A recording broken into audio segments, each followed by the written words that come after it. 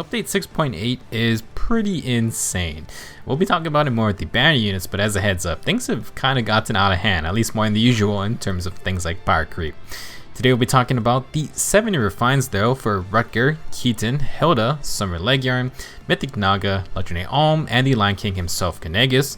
CBL 6 is coming this month, so before you do anything, I would wait to see what gets introduced there. Good chance to get some new powerful skills, things like Surge Sparrow, and those could work better with our refines. With that on your mind though, let's just get into it. First up is Rutger, a speedy sword infantry unit you can buy with heroic grails. Rutger got the Wanderer Blade, and it's a 60-minute weapon that accelerates special trigger. At start of combat, if it has more than 75% HP, grants plus 5 attack and speed, and if Rutger has more speed than the enemy, he gets plus 1 special charge per attack. Alright, so very high crit rate, translates into special cooldown in FEH, and Rutger basically has all the cooldown you want. This is breath type cooldown reduction, so 2 cooldown per every action in combat. You just need to outspeed, but Rutger wants to be doing that anyway. Further refine, at start of combat, if Rutger has more than 25% HP, he gets plus 5 to attack and speed, and if he outspeeds, he gets dodge damage reduction. If you outspeed by a turn or more, you get the full 40% DR. As a free sword infantry unit with a dodge weapon, Rutger has some similarities to the ever popular Yin Fei. No distant counter, but tons of special cooldown instead. Rutger has okay defense and res since he focuses on HP a bit, but nothing super low. Dodge works well for this, and we can stack dodge abilities if you really want. If you like dodge type sword masters and a lot of special cooldown, Rutger might be a fun project. First off, let's get out with the basics. Vital Astra plus times pulse with surge specials means Rutger gets the DR to stack with Wanderer Blade. If you initiate combat, you proc Vital Astra, and if the enemy hits Rutger back, he recharges it for a potential second proc.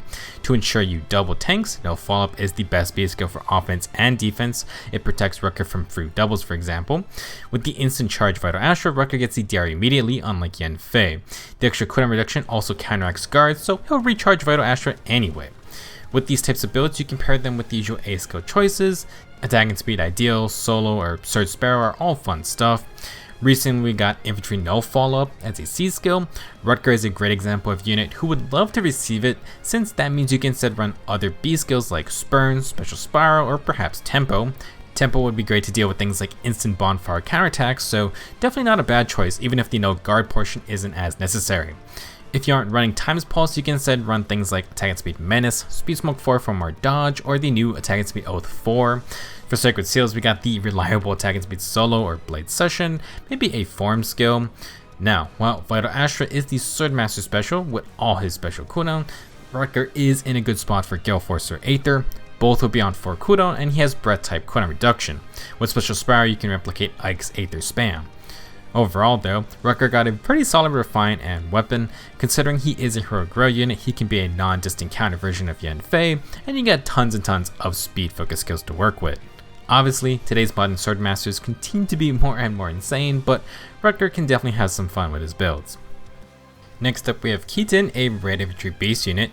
Keaton is a pretty simple unit, and he can pull out some very classic skills to still be effective. For his Wolfskin Fang, it inflicts -5 speed, but Keaton gets dual phase brave attacks. He slaps you twice no matter what. But he only has 9 might with this weapon. Technically, Wolfskin Fang did get an upgrade to its base effect. Keaton gets the new Beast Infantry Transformation bonus, aka he's going to get Tempo and the +7 damage on special trigger. The Infantry Beasts are all about specials, so no guard is definitely a solid perk to have. Now for the refine, if foe initiates combat or has more than 75% HP, inflict -5 attack and defense on the foe, and neutralize foe's bonuses to attack and defense. Additionally, Keaton gets +1 special charge per his own attacks during combat. This is heavy blade type cooldown. While Keaton may not get full breath type cooldown like Rutger, he will be able to prime a special with his first attack and proc it with his next immediately. Additionally, when transformed he has Tempo, aka no guard, so you cannot stop Keaton's specials unless you neutralize his special or his extra special charge. You're not going to need heavy blade anymore, and Keaton basically has a better low attack and defense effect, so he negates the enemy's defense field buffs for maximum damage. Overall, very simple refine for a relatively simple unit. From his stats, Keaton heavily focuses on attack and defense. More attack means double the value with his double slaps, and even if you face a physical damage threat, Keaton can take a hit. On the flip side, Keaton has lower speed and res, so he's gonna get doubled a lot, and any decent mage will rip right through him. There are some simple solutions for this if Keaton can set up. Now, Before we discuss those, Keaton comes with Special Spiral in his base kit, so let's talk about using it. With his extra special charge and double slap combo, Keaton can proc 4 cooldown specials like Ignis in 2 hits, 1 Special Spiral kicks in. The initial fight may not get you an Ignis proc, but you can remedy this with something like Times Pulse or a friendly infantry pulse type ability like Lord Asker's C-Skill for example. Another potential use is for AoE specials. Keaton has high base attack, and even though Wolfskin Fang only has 9 or 11 might, he will double tap after the AoE specials, so it's still a lot of damage. Life and Death wouldn't be ideal, but if Stillwater gets an attack and defense focused variant, then it could work on units like Keaton here. Again, charging the AoE special is a problem, but once it gets going, Special Spiral and the Refined extra cooldown will recharge it. Not really listed here, but you can also run a more traditional attack and defense focused build. If you want to focus on enemy phase, you could use Quicker Post for 4 hits potentially, and you could run an A skill like Straight Stance 3, Attack and Defense Unity, or even something like a solo. While Special Spiral is generally a fun skill, Keaton has found success with the classic advantage. Dual phase Brave Weapon plus Vantage equals 2 hits before the enemy gets to attack first, and now Wolfskin Fang is powered up with extra cooldown reduction plus low attack and defense. The old school Vantage can absolutely mess up squishy attackers, and if you rock distant counter, then those glass cannon mages are in big trouble unless they block counterattacks. Obviously, you can counter Vantage, but it's still a potential threat from a super basic B skill. Another basic B skill is Wings of Mercy, and you can combo this with something like Gale Force. Keaton will need Times Pulse or something, but he can fly in with 2 hits and Tempo to get a Gale Force activation. Last, let's talk about a new skill, Attack and Defense Bulwark from Lord Asker. Keaton already has low attack and defense, but Bulwark can add another -4 attack and defense for a total of -9 debuffs. Pretty annoying stuff, and you get 7 HP healing after combat, plus the super obstruct effects. Maybe have Keaton frontline physical damage threats, and back him up with something like a far save arm unit. Overall, Wolfskin Fang got a decent refine, although I think it could have gotten one more effect or something. The extra cooldown reduction is nice, and low attack and defense obviously suits brave weapons. If you want, you can try to pump up Keaton's res stat, but the super basic strategy of just stacking attack with Vantage ain't so bad. Our third refine goes to Hilda, and she's our first 3 houses refine. It's been that long since the game released, and I'm guessing Hilda skipped ahead because they want to refine all the house leaders and bought it in one batch. That's just a guess though. Hilda's Freikugel has a pretty messy description, so let's go through it. It has 16 might and grants a flat +3 speed. At start of allies combat, if Hilda is within 2 spaces of any allies with higher defense, or if Hilda has not entered combat during the current phase, grant +4 to all stats to those allies and a fall prevention effect. Let's stop here. So for those unaware, Freikugel supports allies, and the refine will add more stats plus a fall prevention, which is really cool. The wording is a bit awkward, but from what I've read and understood, this only affects allies within 2 spaces no matter what. This is not a global buff. Before, this only worked on allies with higher defense than Hilda, but now if she hasn't fought, it also activates. Very nice. For the second part of the weapon, at start of combat, if Hilda is not within 2 spaces of an ally with higher defense than her, or if she is solo, grant +6 attack and speed and deal extra true damage per hit equal to 10% of her speed stat. Okay, so this is for Hilda's own personal combat. She may be lazy, but if no one has higher defense than Hilda, she will buff herself and do the fighting herself. With the refine, the same applies if Hilda is solo, so this is a much easier to use effect, and she gets bonus true damage for stack and speed. In general, Freikugel's base effects got extra activation conditions, so you do not have to fully worry about defense checking with allies. Now, for this refine, at start of combat, if Hilda has 125% HP, she gets another +5 attack and speed and 40% damage reduction for 1 hit. Short and sweet, thank God. Altogether, Freikugel now gives +11 attack and speed during combat, some true damage per hit, and 40% damage reduction for 1 hit. Not bad for Holly Jolly Hilda. She will need to be solo unless Hilda has the highest defense compared to nearby allies. As for the support part of Freikugel, full +4 spectrum drive and a follow-up denial. Even if the ally has lower defense than Hilda, if she hasn't fought that turn, everyone's going to get buffed up. Freikugel's refine is playing into its hybrid support offensive nature. Hilda gets some respectable combative perks, and she offers a pretty unique support effect in fall prevention. In terms of stats, Hilda is a somewhat faster axe infantry, and she'll crack 50 speed with just this refine. She can definitely do some damage if you want to go full out offense. In terms of builds, Hilda actually has a solid base kit for this weapon. She comes with attack speed solo and no follow-up, and both work fine with Freikugel. If solo, Hilda gets all her buffs for personal combat, and no follow-up is a great complement to the 40% damage reduction. It's almost like having dodge, albeit one hit only. To supplement Hilda's higher speed, you can stack double solos just fine, and we got C skills like Attack Speed Menace, Attack Speed Oath 4, or Speed Smoke 4. More stats are fine, but you can also add some cooldown reduction with Times Pulse or Flashing Blade. With Flashing Blade 4, Hilda can stack some true damage, potentially up to 10 or more per hit, as long as her speed is not debuffed. That could be clutch in a bad matchup, or maybe in fun scenarios like with using Gale Force or Harmonic Catcher's Triangle Attack. Hilda may not be as cracked out as some other speedy infantry units, but Freikugel's support capabilities could be a nice pairing for your team. Hilda may be capable, but she's totally fine just cheering on her teammates, and you can easily stack more stats to Freikugel's +4. Joint drives or homes are solid options, and there are budget options like tactic buffs. Infantry pulse could be fun, and Hilda has decent base HP to help chain cooldown reduction. Last, I want to talk about the new Defense and Res Smoke 3. Technically, it can work with Freikugel. Hilda attacks first, then maybe a cavalry ally or something can follow up with Pathfinder. Maybe you go with Close Call to have Hilda hit and run backwards. The issue with these scenarios is that Hilda has to fight, so Freikugel will only buff allies with more defense than Hilda. Her base defense is not that high, so this isn't an impossible feat, but it's not a fully synergistic combo. It's fun to think about though. In conclusion, Hilda got a pretty interesting refine. She's not full support or full offense, but she landed in the middle. If you want fallout prevention for an ally, then this could be an interesting pickup. Lord Asker can do something similar with resonant shields, but Hilda can keep the effect going for multiple rounds in a turn, which may benefit a save armor or something. Very interesting refine for our first 3 houses weapon. Our 4th refine is for our seasonal slot and goes to Summon Laegjarn. She's a flying blue mage despite clearly holding a dagger, and she's a pretty typical glass cannon full offensive mage. Worldsea Wave is largely the same. It grants +3 speed, and if Laegjarn has more than 25% HP, she gets +5 attack and speed and can follow up before the foe can counter when initiating. This is like Lewin's Forseti, acting like a reverse desperation effect or perhaps dive bomb. All that changed is Laegjarn gets some bonus stats here. For the refine, if Laegjarn initiates combat or is within 2 spaces of an ally, she gets another +5 attack and speed, and she gets more attack and speed equal to 40% of the total bonuses on herself and the enemy. Max of +10 attack and speed, and to be clear, I believe the max +10 is for the 40% field buff total. In simpler terms, if you have 25 total field buffs on Laegjarn and the enemy, she gets +10 attack and speed. Additionally, when initiating with 10 or more speed, neutralize effects that prevent units follow-up attacks. So to summarize, at minimum, Laegjarn can get an easy +10 attack and speed. If she and the enemy have field buffs, Laegjarn can get another potential +10 attack and speed.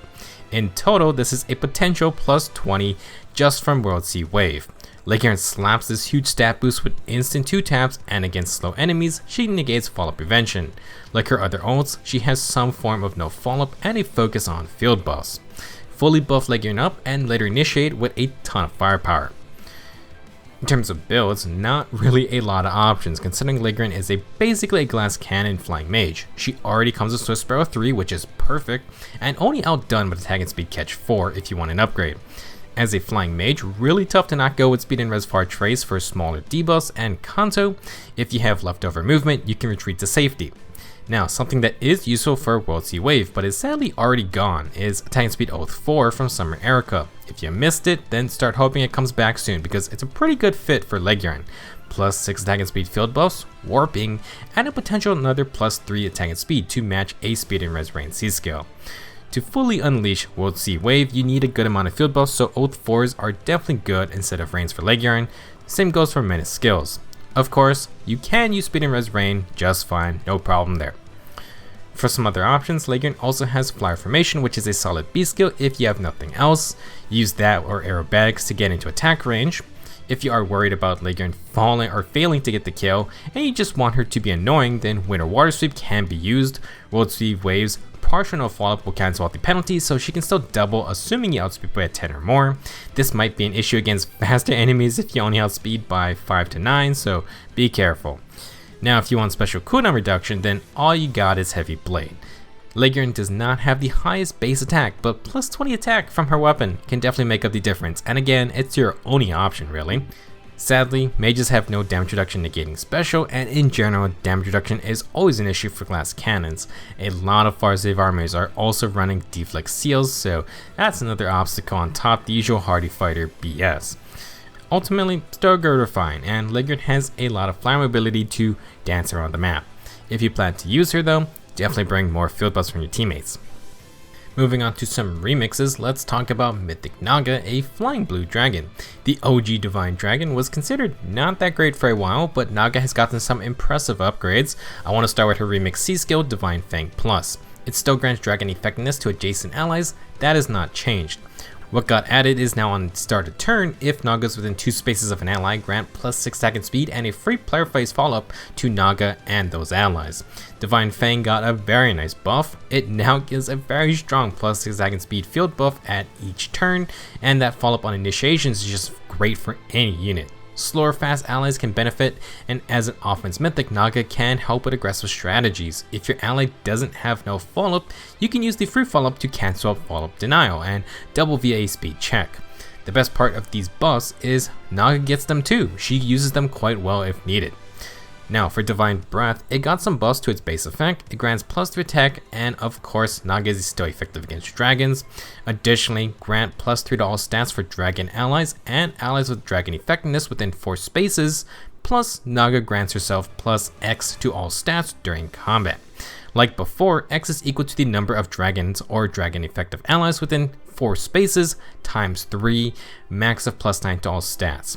The range of this got bumped from 2 spaces to 4, so much easier to work with, and Naga now provides a spectrum drive to her allies. More support doesn't hurt. For the refined portion, if Naga is within 3 spaces of an ally, grant plus 4 to all stats, and reduce damage from the first attack by 25%, and also if Naga has more attack than the foe's res stat, her first attack deals extra true damage equal to 25% of that difference. You may recognize this effect as Dragon's Wrath, and it's 5% stronger on both fronts along with being mixed phase. Damage reduction and extra bit of damage for a 30 base attack unit is good stuff. Now in total, if Naga has 3 nearby dragon/dragon slaying allies, she can get a whopping plus 13 to all stats. You have a 3 space range, which is still huge, and then you toss in the stronger Dragon's Wrath effect. For her teammates, Naga is going to give them a plus 3 stat boost to go along with Divine Fang's field buffs. That's plus 9 attack and speed, plus 3 defense and res, not bad. Similar to Hilda, Naga went with a hybrid support / combative refine and remix. She's still the go-to to create a team of dragon killers, and now Naga gets a little extra oomph if she needs to fight. My only complaint is that the dragon effectiveness buff is still 1 space. While it might not be needed if you have dragons on your team anyway, it's still something to consider if you want Naga to get all her combative power. In terms of builds, for her remix, Naga received Dive Bomb 3 for free. Dive Bomb lets you follow up before the foe can counterattack, but only when you and the opponent are above 80% HP.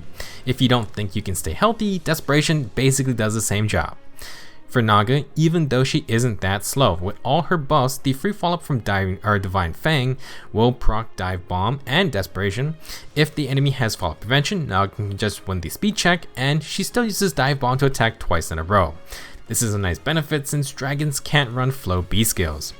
Now, for this type of playstyle, you do want more attack and speed. Attack and speed catch, Swift Sparrow, or solos are good choices.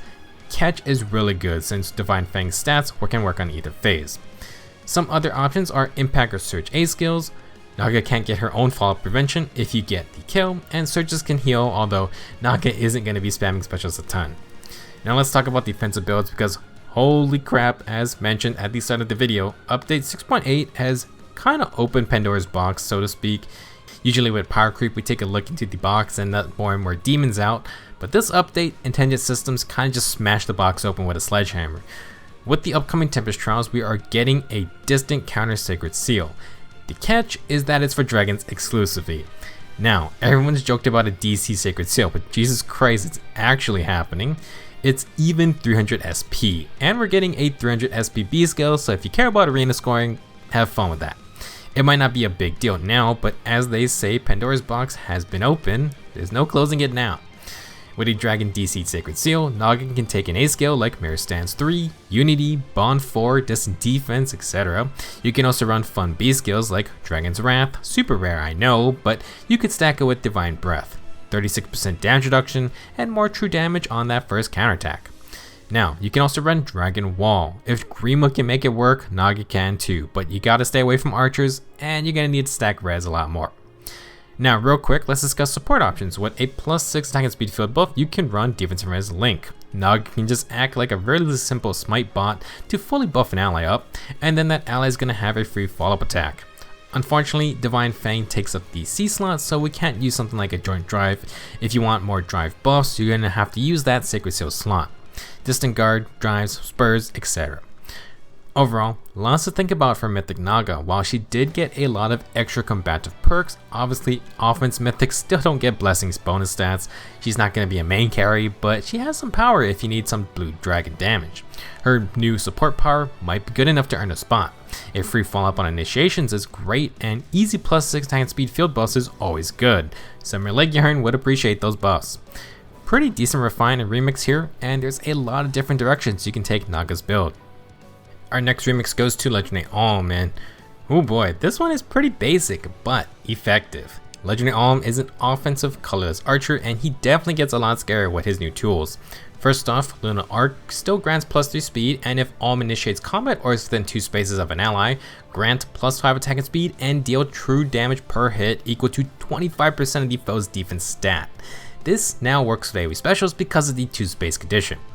This true damage means Alm always deals some kind of damage, and this can really add up against high defense stacking tanks. If you hit 6 defense for example, that's 15 true damage. If you can't stack HP with blessings, then Alm can really dent your tank. For the refine, at start of combat, if Alm has more than 25% HP, grant +5 attack and speed, no guard, and if the foe uses physical damage and Alm outspeeds by 5 or more, the foe cannot counterattack. To not much of a surprise, Legendary Alm also has a wind sweep effect. He gets to stay safe if he faces physical damage threats, and he now has no guard. This is great because Alm has this Lunar Flash special, which got a remix upgrade. It still has a mini Moonbow and mini Radar Astro effect on 2 cooldown, but it now disables % damage reduction skills. AKA, Legendary Alm basically has his own version of Deadeye. With his new tools, Legendary Alm is back to being a pretty scary bunker busting archer. He can shred high defense tanks, and when Lunar Flash procs, they cannot hide behind damage reduction either. With no guard, Lunar Flash can always charge up, and Alm adds +10 attack and speed to power up his attacks.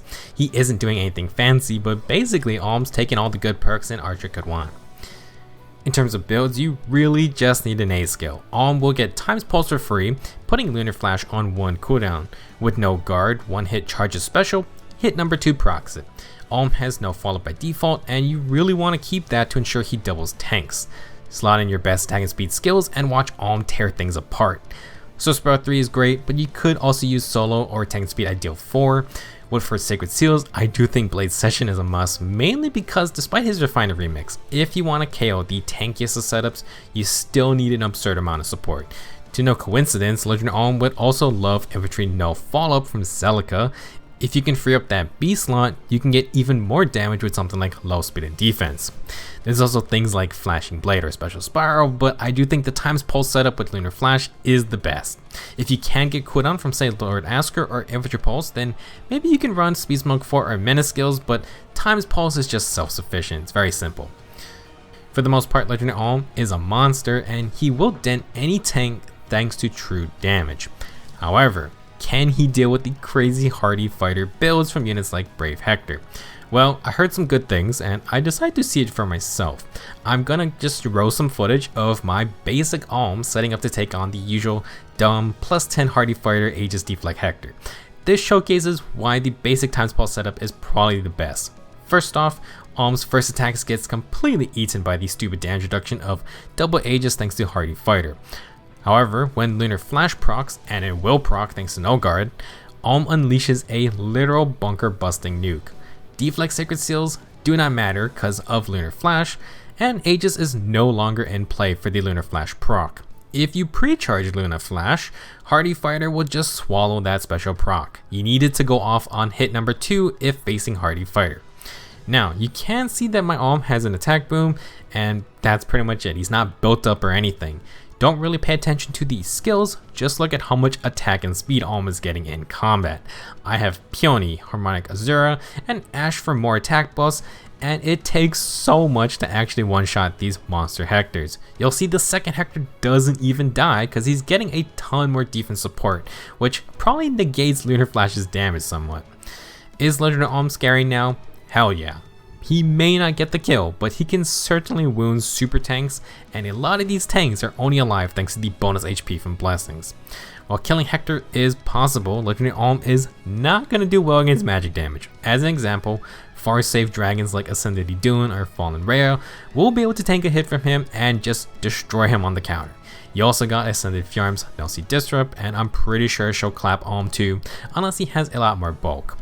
Regardless, Legendary Alm definitely puts in work with his new remix tools. If you like to face tanks with physical damage tanks, you may want to think twice if Alm is on the other team. Last up, we have Caineghis. I know we just went over a very scary unit who can mess with hardy fighter units, but that doesn't mean another addition isn't worth checking out. For starters, Caineghis is a colorless armored beast unit. He is the first armored beast, and the only other in the class is Fallen Hadelgard, who is all kinds of broken. Caineghis has some catching up to do, and I have to say, the Lion King might be back. For his weapon, it grants +3 attack, and if the foe initiates or has more than 75% HP, grant +4 to all stats. +4 to all stats is all Caineghis got back on release, but that's because the Armored Beast transformation bonus is distant counter. To make up for lost time, the base effect also grants 70% damage reduction against AoE specials and the foe's follow-up attacks. Oh boy. Now for the refined portion, if Caineghis has more than 25% HP, inflict -5 attack and defense on the foe and make a guaranteed follow-up attack. If he is transformed, he then gets a bonus to attack, defense, and res during combat equal to 25% of the foe's attack stat at start of combat, -8. That has a max of +10 to those 3 stats. Alrighty, so debuffs and a free follow-up is totally good stuff. As for the last portion, basically to get the max +10 to those stats, I believe the enemy needs to have 72 flat attack. That includes field buffs or debuffs. 25% of 72 is 18, 18 minus 8 is 10. That is a tall order, but let's say we just want a modest +5 stat boost. For +5 stats, the enemy only needs 52 attack, and that is completely doable by basically any unit nowadays. If we take that +5 as a low estimate, in total, Caineghis can get something like +9 to everything but speed. You then include the -5 attack and defense debuffs, plus the damage reduction, and you're looking at a very tanky boy. If the enemy has more flat attack, Caineghis buffs up more, and even has a follow-up to dish out some pain himself. Generally speaking, this is a very good refine, although transformation is going to be important. Caineghis gets a lot of solid perks, but this refine is definitely pointing at one certain build. To absolutely no surprises, that build is Hardy Fighter, far safe. Our Lion King has innate DC, and he already comes with distant defense 4 if you want a beefy A skill. Hardy Fighter with Sacred Cow kinda just completes this refine. Caineghis gets a double proc of Sacred Cow to tank the first attack, and then for follow-up attacks he gets that beefy 70% damage reduction. If the enemy tries an AoE special, he also reduces that by 70%. Caineghis has some damage potential thanks to the free follow-up attacks, and of course you have a ton of stat stacking also. Pretty disgusting, and while save skills continue to be busted, Caineghis should have a fun time. If you want Hardy Fighter, Ascended Fjord is on the Hero Fest, and she even has far save as well. You can smell that bait from a mile away. Now, since Caineghis has a built-in follow-up attack, a lot of fighter beast skills seem kinda redundant. However, good old Special Fighter is another option here. Guard plus Special Charge is solid stuff, and it fits nicely with Distant Defense 4, which negates field buffs. He may not be spamming bonfires, but you could opt for Glimmer, Moonbow, or maybe Noontime. If you don't have Special Fighter, Steady Breath as a seal is still an option. It could work with Hardy Fighter to recharge Sacred Cow for another attack. While most of these skills are enemy phase focused thanks to DC and Savior, Caineghis now has a player phase as well, but basically was non-existent before. It's not exactly a huge demand for army units currently, but hey, if he can make an attack, you got that follow-up attack and a bunch of stats. Lion King Fang's entire skill set works on either phase, minus a distant counterpart. Overall though, it feels like Savior is kinda just the default for every new armor refine. But hey, until they give us more consistent counters, that's just how it's gonna be. There is almost no demand for player phase armor units, and even if there was, you need armor march or armored boots or assault troop, which Caineghis can't even use. As only one of 2 armored beasts in the whole game, Caineghis does have a spot, especially if you're a fan of beast or dragon teams, since he needs to transform for distant counter. If you run far save, you really want to plan your team comp. You could run near save, but even then, if you still want to transform for the potential +5 to +10 attack, defense, and res. Really can't complain about this or fine. We went from +4 to all stats to big damage reduction, free follow-up attack, and a ton more extra stats as well. That'll wrap up this month's refines. Very solid group all around, although most units got pretty much what was expected of them. I think Naga's refine and remix is the most interesting since it really upped her support power, and she gets a lot more fun combative tools as well. Caineghis also got a lot of extra tools, although after seeing Fallen Edelgard, you could kind of guess that they were going to give him a lot more to work with. Legendary Alm is sort of looking like he's going to make a return with a strong vengeance, just like his Brave Vault. He seems to be getting pretty solid refines if you like big damage. In the end, I again would stress that perhaps it would be wise to wait to COL 6 in case new skills get added. Sure, that can happen any time in the year, but COL is usually guaranteed to be stacked in some way. After seeing this update with the crazy Kanto banner and distant counter Sacred Seal, it really makes you wonder how far the power creep will go with the Brave units. With that said, next video I'm going to be looking over the Thief banner fully. We have 3 new Kanto effects to discuss. Oh dear. Thank you for watching, and I hope to see you guys in the next video.